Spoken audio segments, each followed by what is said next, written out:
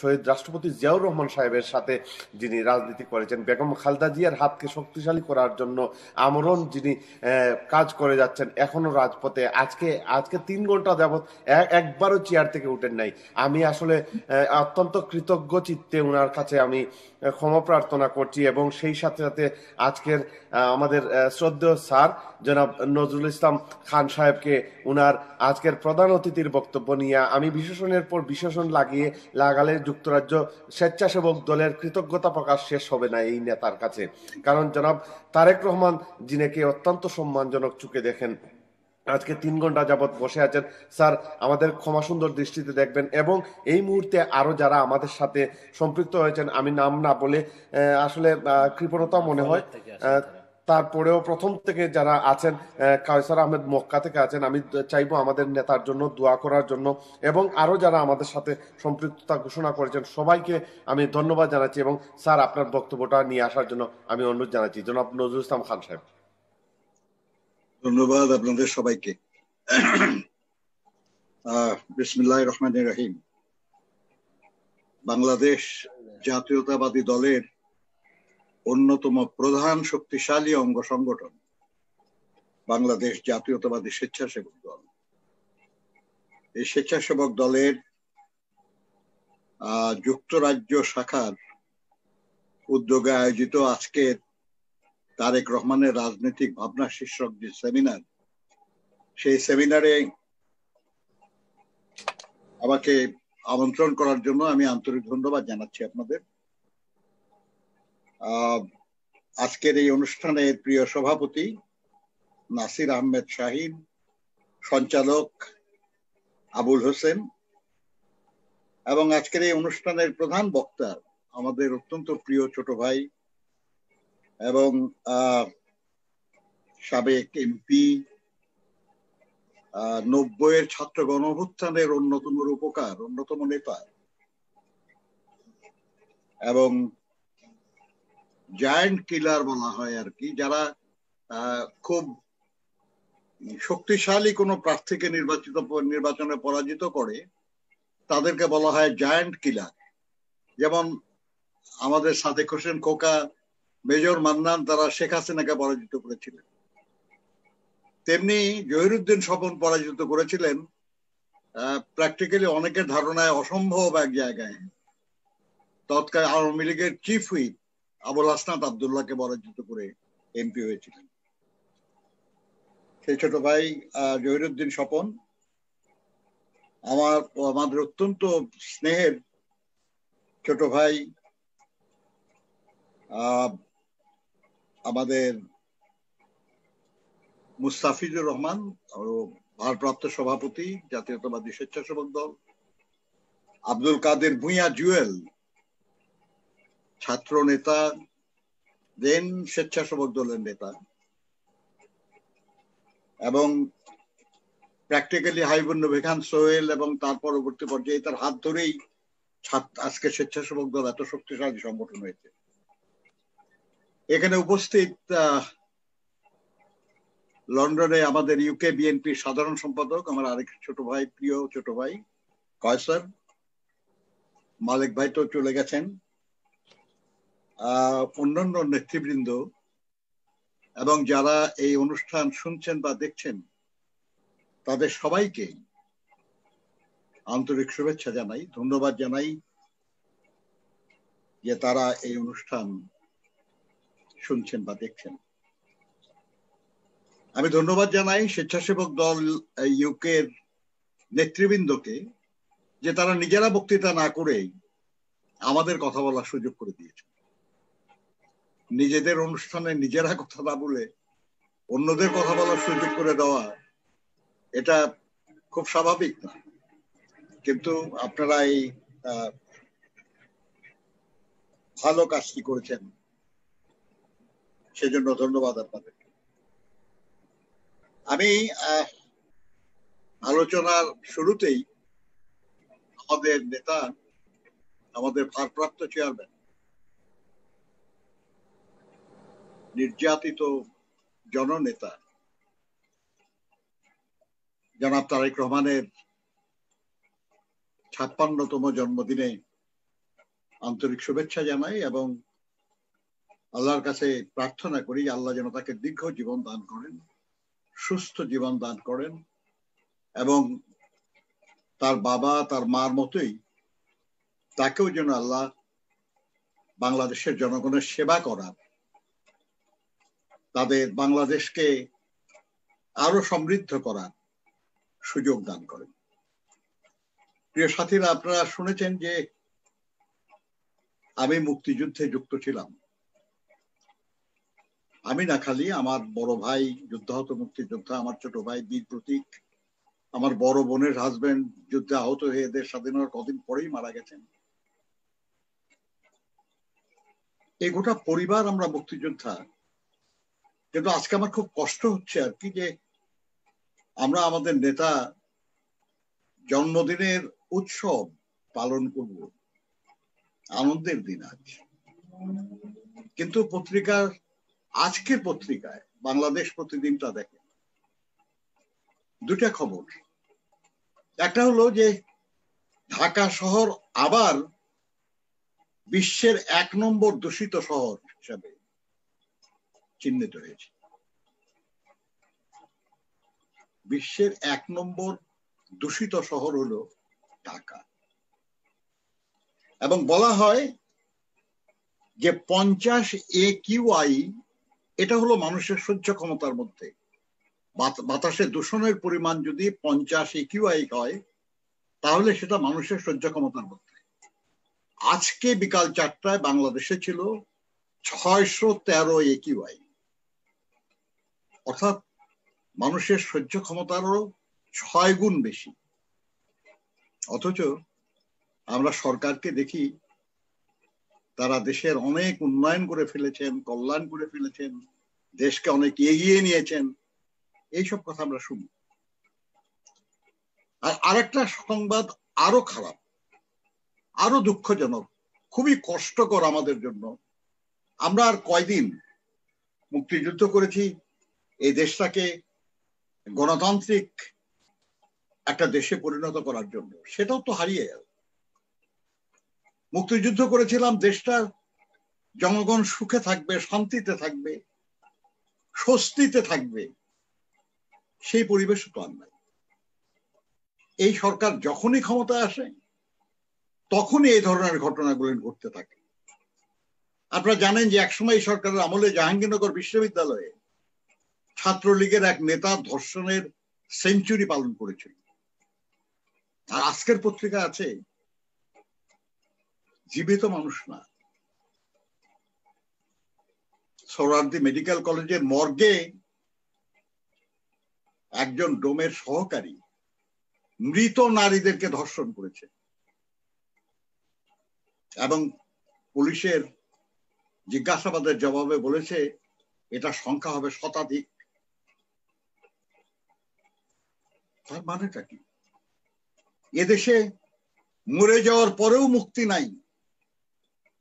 প্রতিদিন প্রতিনিয়ত আমরা নারী শিশু নির্যাতনের কথা শুনি, আমরা কষ্ট পাই, আমরা তার প্রতিবাদে মিছিল করি, মিটিং করি, মানববন্ধন করি, প্রতিবাদ করি,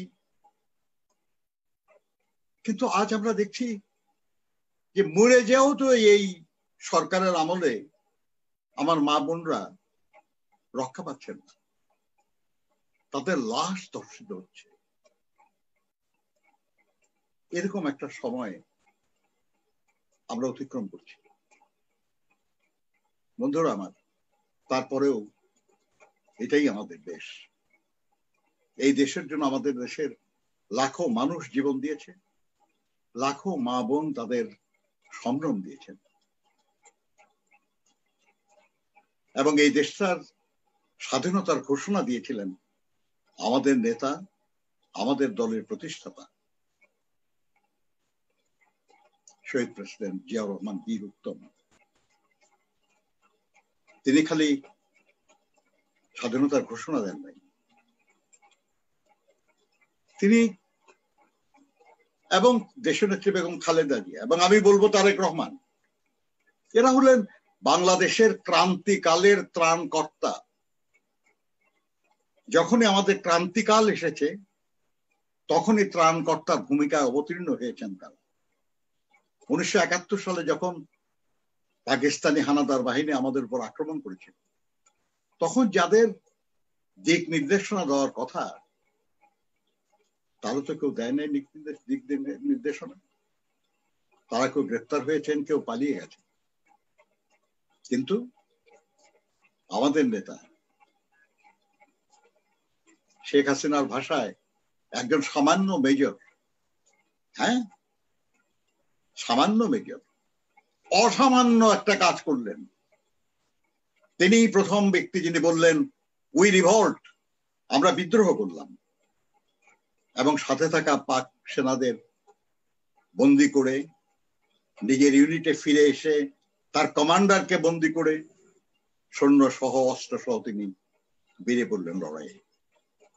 তিনি স্বাধীনতার ঘোষণা দিলেন। তাই না খালি তিনি প্রথম সেক্টর কমান্ডার, তিনি প্রথম ফোর্সেস কমান্ডার। তিনি যখন ফোর্সেস কমান্ডার হন জেড ফোর্সের, তখন আর কোনো ফোর্সেস ছিল না।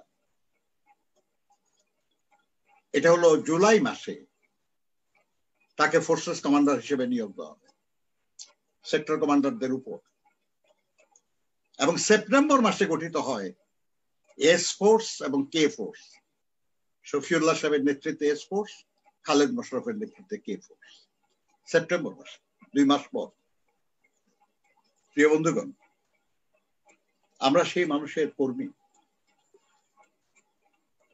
তিনি গণতন্ত্র ফিরিয়ে দিয়েছিলেন। কিভাবে? যখন দেশ আর একটা ক্রান্তিকালে উপনীত হয়েছিল 1975 সালের নভেম্বরে, যখন দেশে প্র্যাকটিক্যালি কোনো প্রশাসন ছিল না, কোথাও কোনো শৃঙ্খলা ছিল না। রাষ্ট্রপতি সায়েম 6 তারিখে শপথ নিয়েছেন, খালেদ মোশাররফ 4 তারিখে শপথ নিয়েছে, ব্যাচ পড়েছে, সংসদ ভেঙে দেওয়া হয়েছে, সংবিধান স্থগিত করা হয়েছে, মন্ত্রিসভা ভেঙে দেওয়া হয়েছে। সেরকম একটা সময়ে 7ই নভেম্বর সিপাহী জনতার বিপ্লবের মধ্য দিয়ে শহীদ জিয়াউর রহমান আর একবার বাংলাদেশের ইতিহাসের দৃশ্যপটে উজ্জ্বল তারকার মতো ভেসে উঠলেন। দেখুন, বাংলাদেশের ইতিহাসে স্বাধীনতা এবং সার্বভৌমত্বের যারা সুরক্ষাকারী, সেই জনগণ এবং সশস্ত্র বাহিনী, তাদের দুইবারই শুধু সম্মিলিত উদ্যোগ ঘটেছে। একবার 71-এর মুক্তিযুদ্ধের সময়, আর একবার 75-এর 7ই নভেম্বর। সিপাহী এবং জনতা কাঁধে কাঁধ মিলিয়ে তারা কাজ করেছে। সেই সিপাহী জনতার বিপ্লবের মধ্য দিয়ে জিয়াউর রহমান যখন দায়িত্ব নিলেন, তখন আমি আবার বলছি যে দেশে প্র্যাকটিক্যালি কোনো সরকার ছিল না, কোথাও কোনো শৃঙ্খলা ছিল না, না প্রশাসনে, না সশস্ত্র বাহিনীতে, না কোনো প্রতিষ্ঠানে। এটাকে পুনরায় গোছানো কতখানি সাহসিকতা, কতখানি দৃঢ়তা, কতটা যোগ্যতা, কতখানি দেশপ্রেম এবং কতটা দূরদৃষ্টি থাকা প্রয়োজন, এটা শুধু অনুমান করা যায়। কিন্তু আমাদের নেতার মধ্যে সেই গুণগুলি ছিল বলেই তিনি সব বাধা অতিক্রম করে আবার বাংলাদেশের মানুষকে একটা স্বাধীন সার্বভৌম রাষ্ট্রের নাগরিক হিসাবে যেসব দায়িত্ব, যেসব অধিকার, যেসব সুযোগ সুবিধা পাওয়ার, সেগুলোর ব্যবস্থা করেছিলেন। আরেকবার হলো শহীদ জিয়াউর রহমানের শাহাদাত বরণের পরে নির্বাচিত রাষ্ট্রপতি বিচারপতি সত্তাকে উৎখাত করে এরশাদ সাহেব ক্ষমতা দখল করেছিলেন। আজকের যিনি প্রধানমন্ত্রী, তাকে বলা হয়েছিল এই ব্যাপারে মন্তব্য করার জন্য। তিনি বলেছিলেন, আই এম নট আনহ্যাপি। একটা নির্বাচিত সরকারকে উৎখাত করে সামরিক শাসন জারি হলো, সেটাতে যিনি অখুশি হন না, তিনি কিসে খুশি হন? এই প্রশ্ন তো করাই যায়। প্রিয় সাথীরা, সেই সামরিক স্বৈর শাসনের বিরুদ্ধে দীর্ঘ 9টি বছর আপোষহীন লড়াই করে দেশনেত্রী বেগম খালেদা জিয়া বাংলাদেশে পুনরায় গণতন্ত্র ফিরিয়ে এনেছেন। তিনি ছিলেন আরেক ক্রান্তিকালের ত্রাণকর্তা। আজকে আবার বাংলাদেশে গণতন্ত্রহীনতা বিরাজ করছে। কারণ গণতন্ত্র মানে তো হলো জনগণের শাসন, গণতন্ত্র মানে তো হলো জনগণের নির্বাচিত প্রতিনিধিদের সংখ্যাগরিষ্ঠ যারা, তারা রাষ্ট্র পরিচালনা করে। তা আমাদের এখানে তো নির্বাচনই হয় না, হয় প্রার্থীবিহীন ভোট কিংবা দিনের ভোট আর আগের রাত্রি হয়ে যায়। তাহলে জনগণের প্রতিনিধি যখন দেশ শাসন করে না, তখন সেখানে গণতন্ত্র আছে এই কথা বলা যায়। সেরকম একটা সময়ে দেশের মানুষ যখন অধীর আগ্রহে অপেক্ষা করছে যে আবার কবে তাদের কাঙ্ক্ষিত বাংলাদেশ তারা ফিরে পাবে, তখন সেই লড়াইয়ের প্রস্তুতি নিচ্ছেন আমাদের নেতা জনাব তারেক রহমান। আমি জানি, আমি বিশ্বাস করি, আন্তরিকভাবে বিশ্বাস করি যে আরেকবার ক্রান্তিকালের ত্রাণকর্তা হিসেবে আবির্ভূত হবেন আমাদের নেতা জনাব তারেক রহমান। প্রিয় সাথীরা, এখানে একটু আগে জুয়েল একটা বক্তব্য রেখেছে, সেখানে নেতার যোগ্যতা সম্পর্কে উনি বলেছেন এবং কতগুলি প্রাসঙ্গিক বিষয় উত্থাপন করেছিলেন। স্বপন অন্য দিকে অনেক গুরুত্বপূর্ণ কিছু প্রসঙ্গ নিয়ে এসেছে। ইংরেজি প্রবাদ আছে আর কি, যে নেতাকে, হু ইজ এ লিডার, বলা হয় যে who knows the way, who shows the way and who goes the way. অর্থাৎ নেতা তিনি যিনি জানেন পথটা কোনটা, সঠিক পথ কোনটা, এবং তিনি সেই পথ দেখান এবং নিজে সেই পথে চলেন। তিনি হলেন নেতা। শহীদ জিয়া তেমন নেতা ছিলেন, বেগম খালেদা জিয়া তেমন নেতা ছিলেন, আমাদের নেতা তারেক রহমানও তেমনই একজন নেতা। এবং এই যে জানাটা, এই জানাটা তো সহজ না। একটু আগে আপনারা স্বপনের কথা শুনেছেন, জানাটা এত সহজ না, জানাটা কঠিন। কিন্তু অপরিসীম ধৈর্য, কঠোর পরিশ্রম এবং আন্তরিকতা থাকলে জানা যায়। জুয়েল উল্লেখ করেছে যে, এবং স্বপনও উল্লেখ করেছে যে, হাওয়া ভবনের সম্পর্কে নানা রকমের অপপ্রচার করা হয়। কারণ আছে, কারণ তারা তারেক রহমান সাহেবকে হেয় করতে পারলে তারা রাজনৈতিক সুবিধা পায়, এবং সেই জন্যই হাওয়া ভবনের নাম বারবার তারা নিয়ে আসে। কিন্তু আমি তো 2006 সালে যে নির্বাচন হচ্ছিল, যেটা 111-এর কারণে হয় নাই,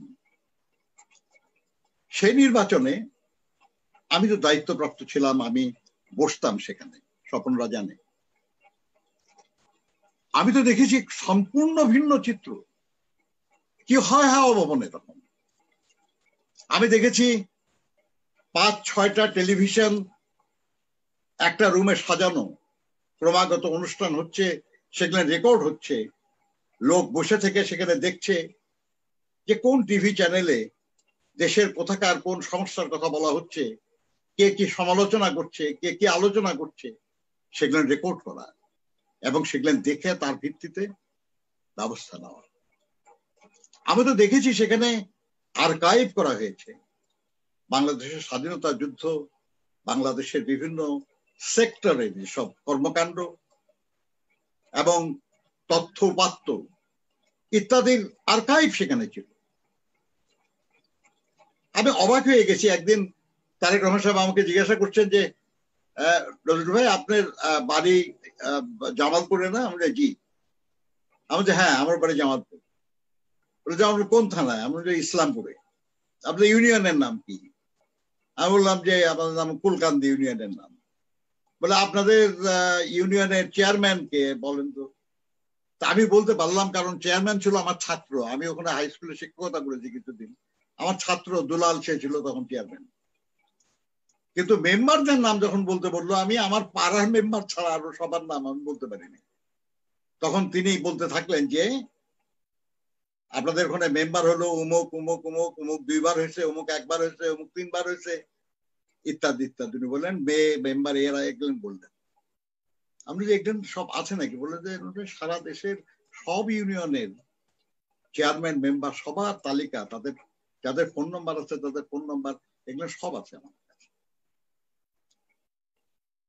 এই যে কাজগুলি যিনি তার যদি এই গ্রামের সাধারণ মানুষের কল্যাণের জন্য কোনো কিছু করার যদি চিন্তা তার মাথায় না থাকতো, তাহলে তার কি দরকার ছিল ইউনিয়ন পরিষদের চেয়ারম্যান মেম্বারদের তালিকা সংগ্রহ করা? কি প্রয়োজন ছিল যে তাদের সম্পর্কে জানা? এই যে জানার আগ্রহ এবং জানা যে কতখানি দরকার, এটা আমরা শহীদ প্রেসিডেন্ট জিয়াউর রহমানের কাছ থেকেও দেখেছি। আপনারা অনেকেই জানেন যে তিনি মেধাবী ছাত্রছাত্রীদেরকে নিয়ে হিজবুল বাহার জাহাজে করে তিনি সমুদ্রে নিয়ে গেছেন। তাদের নিয়ে বিশাল সমুদ্র দেখিয়েছেন, দেখে বলেছেন দেখো এটাও আমাদের দেশ এবং এখানে অনেক সম্পদ আছে।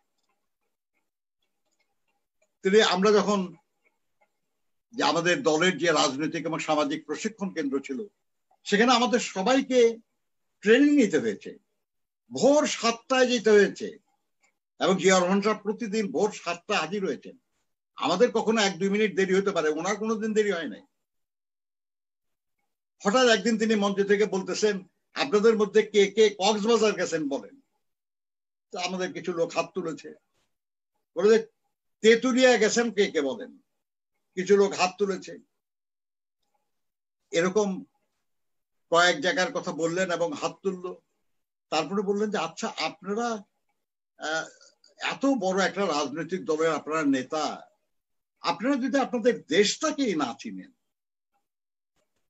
সারা দেশ সম্পর্কে যদি আপনাদের ধারণা না থাকে, জনগণ সম্পর্কে ধারণা না থাকে, তাহলে এই দেশ পরিচালনায় আপনারা কিভাবে আমাকে সহযোগিতা করবেন? দেশটাকে জানুন, দেশটাকে জানতে হবে। এবং আমাদের ট্রেনিং গুলি এমনি বক্তৃতার ট্রেনিং ছিল না, আমাদেরকে পরীক্ষা দিতে হতো এবং সেই পরীক্ষার নম্বর যোগ করে আবার ফার্স্ট সেকেন্ড থার্ড করা হয়েছে। জিয়াউর রহমান সাহেব প্রথম 10 জনের তালিকাও ঘোষণা করে গেছেন এবং আমাদেরকে, আমরা যারা ভালো করেছিলাম, আমাদেরকে ওনার ডিজাইন করা মেডেলও দিয়েছেন। আমি জানি না অন্য কারো কাছে আছে কিনা, কিন্তু আমার কাছে আছে। সিদ্ধান্ত ছিল যে পার্টির অফিসিয়াল মিটিং গুলিতে ওই মেডেলটা পরে যেতে হবে, অর্থাৎ নির্বাহী কমিটির সভা কিংবা সম্মেলন কিংবা প্রতিনিধি সভা, এসব জায়গায় ওটা পরে যেতে হবে। এবং উনি নিয়ম করেছিলেন যে যারা এই বুনিয়াদী প্রশিক্ষণ না করবে তারা কেউ দলের নেতা হতে পারবে না, তারা কেউ এমপি নমিনেশন পাবে না, তারা কেউ অঙ্গ দলের মূল নেতা হতে পারবে না, তারা জেলা প্রেসিডেন্ট সেক্রেটারি হতে পারবে না। এবং তারেক রহমান সাহেব তো সেইভাবেই চেষ্টা করেছেন। অনেকেই বলে যে উনি শুধু বিভিন্ন জেলায় জেলায় বিভিন্ন জায়গায় যেয়ে সম্মেলন করেছেন, কিন্তু ওনার সম্মেলন তো অন্য সম্মেলনের মতো ছিল না। উনি মঞ্চে বসে থাকবেন, অন্যরা কিছু ভাষণ দিবে, কিছু উনি আর একটা ভাষণ দিবেন, হাততালি হবে, চলে আসবেন। নো, উনি নিজে নেমে আসতেন, দর্শকদের কাছে যেতেন, নিজে এক একজনকে জিজ্ঞাসাবাদ করতেন, কথা বলতেন তাদের সঙ্গে, তাদের সমস্যার কথা জানতে চেষ্টা করতেন, সমাধানের পথ তাদের কাছে জানতে চাইতেন। তাদেরকে জিজ্ঞাসা করতেন তাদের সন্তানরা লেখাপড়া করে কিনা, না হলে বলতেন আর কি যে তোমরা আপনারা কেন লেখাপড়া করেন না, পাঠান স্কুলে। তার কৃষিকাজ সম্পর্কে জিজ্ঞাসা করতেন, কি অসুবিধাটা কি, এবং বিভিন্ন যে সমস্যা জানতেন সেগুলো লিখিত ভাবে আবার সরকারের সংশ্লিষ্ট মন্ত্রণালয়ে বা প্রধানমন্ত্রী কার্যালয়ে পাঠিয়ে দিতেন সমাধানের জন্য। অনেক সমাধান হয়েছে। তো কাজেই আমি যেটা বলছিলাম সেটা হলো যে জানা বোঝা এগুলান, এই যে চেষ্টা তার এবং এই যে তার যে প্রক্রিয়ায় উনি কাজটা শুরু করেছিলেন, এতে একেবারে সব বয়সের নারী পুরুষ সবার মধ্যে একটা উদ্দীপনার সৃষ্টি হয়েছিল। আমরা অনেকেই অত সিরিয়াসলি নেই ব্যাপারটা, কিন্তু আওয়ামী লীগ কিংবা আমাদের প্রতিপক্ষ যারা, তারা কিন্তু ঠিকই বুঝতে পারতেছিল যে তারেক রহমান যদি এই কাজটা শেষ করতে পারে তাহলে বিএনপিকে আর কোনোদিন নির্বাচনে অন্তত পরাজিত করা যাবে। যেমন জিয়াউর রহমান সাহেব এই যে খাল কাটা কর্মসূচি ছিল, এই যে গ্রাম প্রতিরক্ষা দল বানানোর কর্মসূচি ছিল, সেখানে তো শুধু পানির জন্য খাল কাটা ছিল না, আরো ব্যাপার ছিল এর পিছনে। এবং এই যে গ্রামের সাধারণ মানুষদেরকে প্রশিক্ষণ দিয়ে অস্ত্র সম্পর্কে ধারণা দেওয়া, এবং 1 কোটি লোকের গ্রাম প্রতিরক্ষা দল করার কথা ছিল, 30 লক্ষ থাকার কথা ছিল মহিলা, এটা একটা উদ্দেশ্য ছিল। এটা করা সম্ভব হলে আমরা হতাম অপরাজেয় শক্তি। আপনাদের অনেকে জানা আছে যে ভিয়েতনামে আমেরিকার মতো শক্তিশালী দেশ লড়াই করে জিততে পারে নাই, কারণ ভিয়েতনামের গ্রামের মানুষরা সেনাবাহিনীকে প্রতিহত করেছে। বুঝতে হবে আপনাদের প্রিয় সাথীরা। তারেক রহমান সাহেব আল্লাহর অসীম মেহেরবানি যে তিনি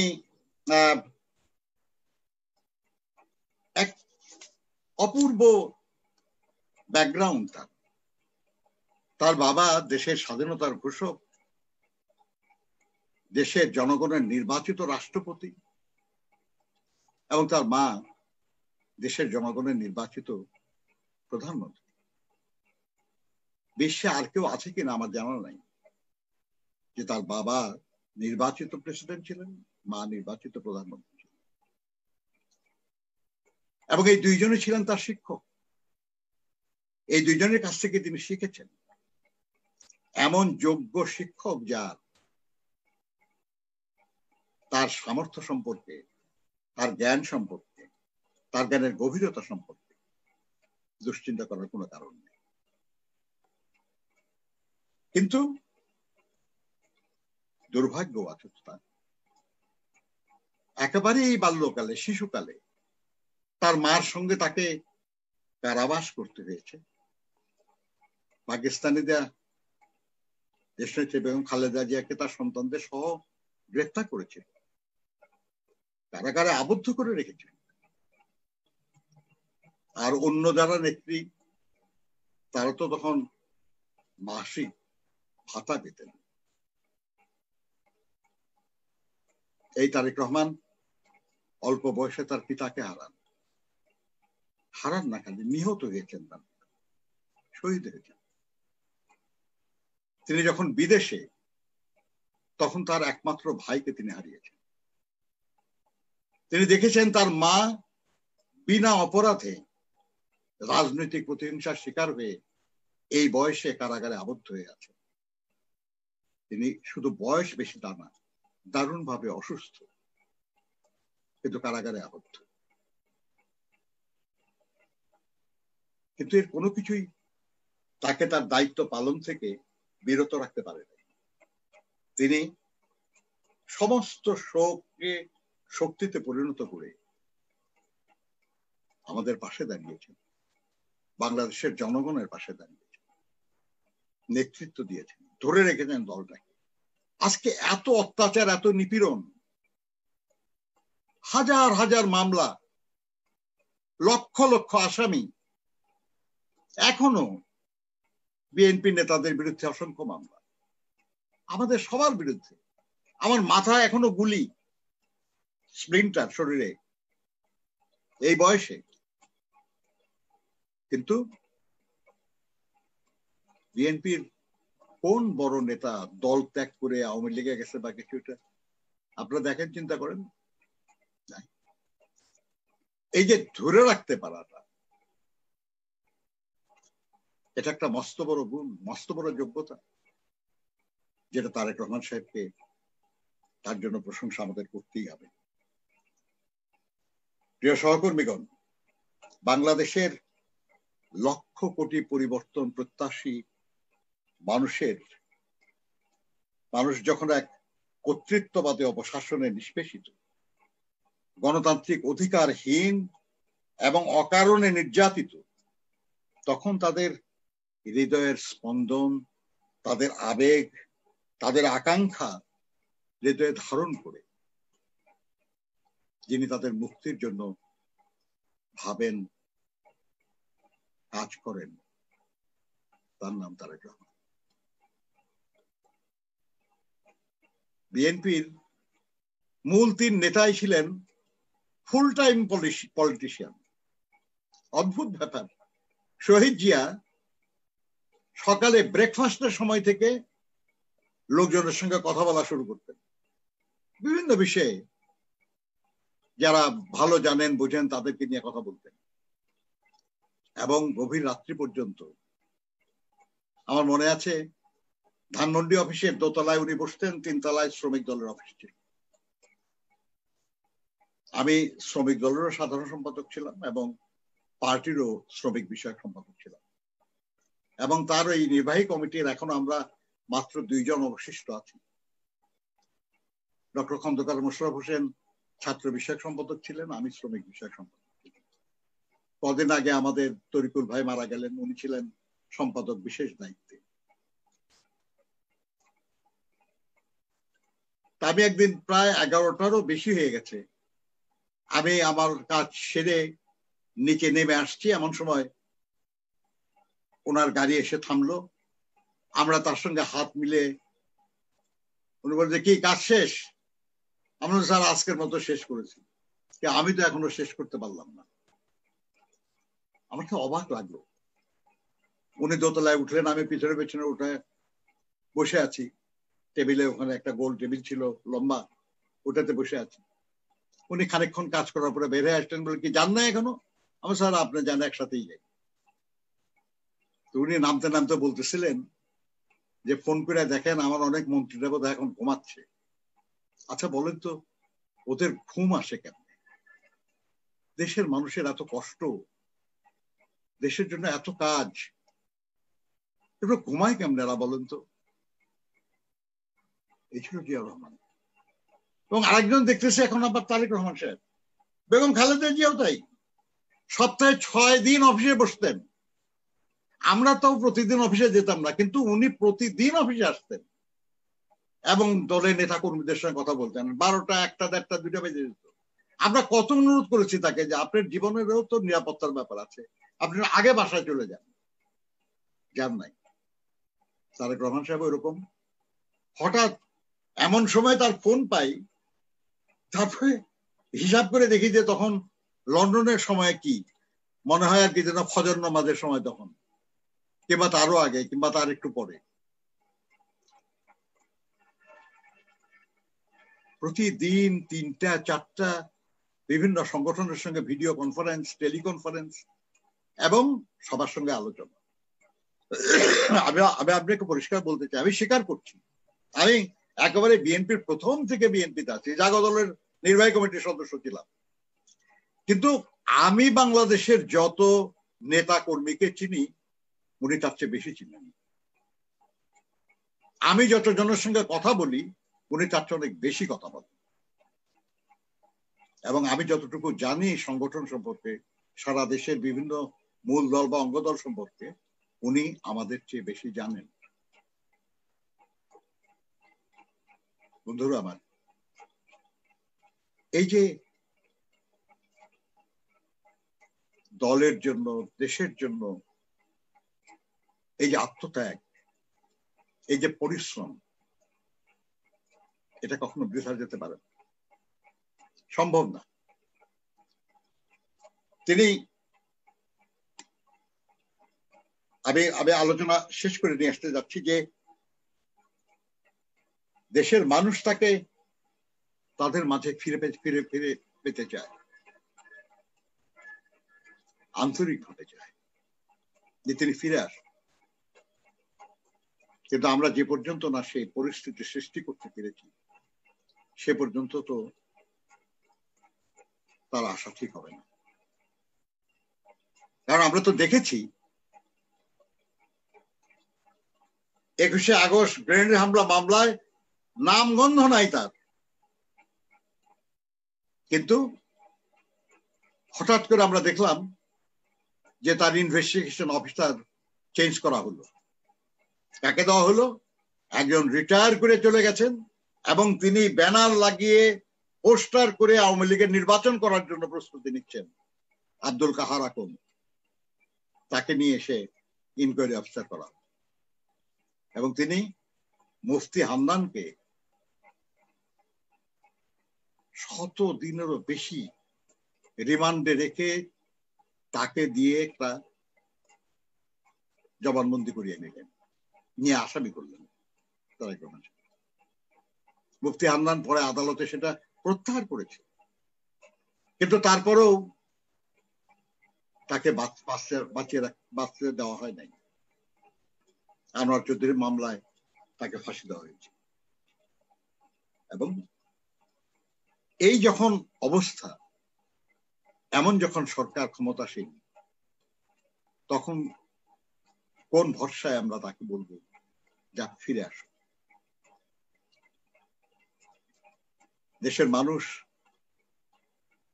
এবং আমাদের দল আমাদের সম্মিলিত চেষ্টায় একটা পরিবেশ সৃষ্টি হলেই শুধু উনি আসতে পারবেন। আমরা বিশ্বাস করি যে আল্লাহর মেহেরবানিতে সেই দিন আর খুব বেশি দূরে নয় যখন আমরা তাকে আমাদের মাঝে পাব। আমরা তার সুস্বাস্থ্য কামনা করি এবং এই বিশ্বাস নিয়ে আছি যে জনগণের জয় অবশ্যম্ভাবী। সব সময় জনতাই বিজয়ী হয়, এবারও হবে ইনশাআল্লাহ। আপনাদের সবাইকে ধন্যবাদ। আল্লাহ হাফেজ। বাংলাদেশ জিন্দাবাদ।